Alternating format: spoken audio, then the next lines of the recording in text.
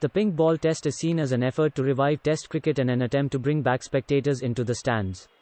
But, unlike the shortest formats league, a test match involves surviving sessions and leaving the balls outside off. Ahead of the first pink ball test in India, Indian captain Virat said that the pink ball test is not the only solution to restore tests and he doesn't see it as a regular feature, keeping Test cricket in mind. Look at it, obviously we wanted to get a feel of pink ball cricket. Eventually it had to happen, but you can't bring up those things before a big tour that you're going to, and suddenly in the schedule there's a pink ball test when we haven't even practiced with pink ball. We haven't played any first class games with pink ball. So look, the thing was to experience the pink ball test in our own conditions first, so you get a hang of how the ball behaves, what is the way to sight the ball, and so on and so forth. Then eventually going on and playing pink ball tests anywhere in the world. So it can't be a sudden thing. This one we had been talking about for a while. As you saw, a few guys practiced even before the series started. So you can't just 2 days before you get onto a plane say we're going to play a pink ball test in a week's time. So we didn't think it was logical from that point of view. It needed a bit of preparation, and once you get a hang of it, once you're used to playing it, there's no problem in playing at all.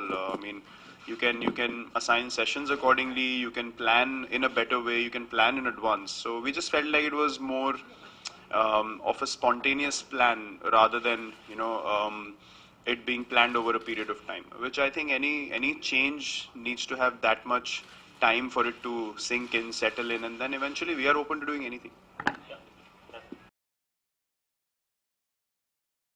Yeah, look, batting is something that we were focusing on a lot as a batsman. Invariably, you end up thinking a lot more about, cutting down those errors when you're playing with a different colored ball. It's going to be more challenging. So, as batsmen, we were in the mindset of, solidifying our games and techniques. So, we were pretty fine with that. But the one thing that surprised me about was fielding sessions.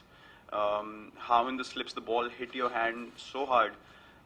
It almost felt like a heavy hockey ball that you might play with, or those synthetic balls that we used to play when we were younger. It really felt like that on the hand, and it's purely because of the extra glaze on the ball, and it's definitely much more harder and it felt a little heavy. Obviously it can't be difference of weight, but for some reason it felt heavier, and even the throws took a lot more effort than the red ball to reach the keeper. And again, dip perception was very difficult when the ball went up in the air. So I think during the day, high catches will be very difficult. We had to watch the ball straight into our palms more often than not. When you used to red ball and white ball, you just catch with an idea of knowing how fast the ball is coming down. But this time, if you don't look at the ball in your palms, it's gone. So I think the fielding session for me was far more challenging. Batting, anyways, as I said, because the mind was already tuned into wanting to play solid, so we didn't have that many difficulties because we had practiced before as well. But I think fielding is going to be, people are going to be surprised how challenging fielding with this ball can be. Final question. I think in general, if you haven't played with the pink ball before, it's going to be challenging throughout the game. That's what I feel. You'll require more concentration, more solid technique, more compact game compared to the red ball, purely because anyways, in the longer format, the ball does a lot more than the white ball. And add not having great visibility or the ability to pick that color, it makes it even more difficult. So as you can imagine, the decision making will have to be very precise. Your idea of off stump, and I think that's going to be the most crucial thing, because even yesterday when we practiced, you felt like the ball could be closer to you, but it's actually not that close to the off stump. So I think that channel one will have to be careful. And even with catching the ball, we felt like, how you feel like the white ball in afternoon. You don't really know how far the ball is, and then it hits your hands very quickly. And even in the slips, it was flying pretty fast. So I think the extra glaze on the ball is making it travel faster.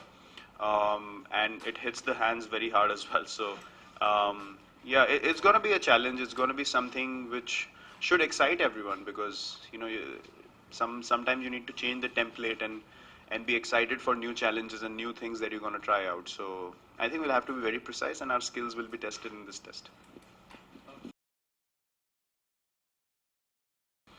काफ़ी अच्छा occasion है वैसे भी। हम लोग वैसे ही excited थे काफ़ी पिंक बॉल टेस्ट को लेके, जैसे मैंने बोला एक नया चैलेंज है हम लोगों के लिए। लेकिन आई थिंक इससे पहले ईडन में इतनी एक्साइटमेंट और इतनी buzz India Pakistan T20 game की थी जो हम लास्ट वर्ल्ड कप में खेले थे, और वहाँ पे भी बड़े बड़े दिग्गज आए थे और सबकी फेलिसिटेशन हुई और पैक्ड स्टेडियम था। तो आई थिंक उस तरीके का ही एटमॉस्फेयर होगा। बहुत डॉन्टिंग इंटिमिडेटिंग भी हो सकता है, लेकिन बहुत एक्साइटिंग भी है। मतलब अगर आप बैटिंग भी कर रहे हैं, अगर आप बॉलिंग भी कर रहे हैं, तो जो बैट्समैन जाएंगे बाहर उनके लिए पूरा सपोर्ट होगा। जो बॉलर अपने मार्क पे खड़े हैं उनके लिए 80,000 लोग चीयर कर रहे हैं नई बॉल से। और वैसे भी पिंक बॉल से खेलना इतना आसान नहीं है, तो बॉलर्स को और बूस्ट मिलेगा। तो आई थिंक काफी पहला सेशन, मुझे लगता है पहला घंटा जो होगा काफी एक्साइटिंग क्रिकेट होगी, क्योंकि वो एनर्जी इतनी हाई होगी और लोगों को भी बहुत मजा आएगा। तो आई थिंक ये ऑब्वियसली एक लैंडमार्क ओकेजन है इंडियन क्रिकेट में। और जैसे मैंने पहले बोला कि हम लोग लकी हैं कि हम लोग इस चीज को शुरू कर रहे हैं, और ये सबके लिए एक ऑनर की बात है। I think in India we have one big factor which is due, which is going to be somewhat something we'll have to sort of spoke to the match referee as well yesterday. Something we'll have to speak about and discuss as we go along with playing the game.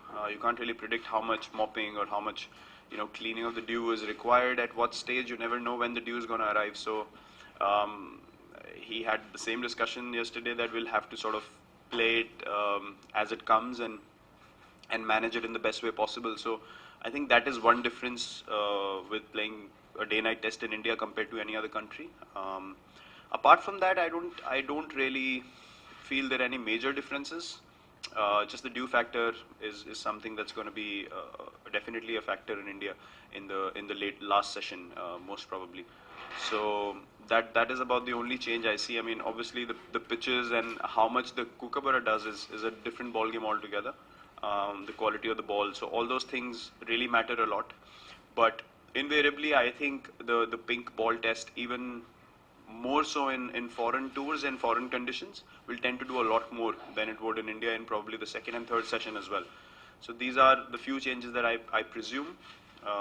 Again, they could be totally inaccurate until you actually go and experience that. So yeah, but from the outside, it feels like these are the few things that might be different.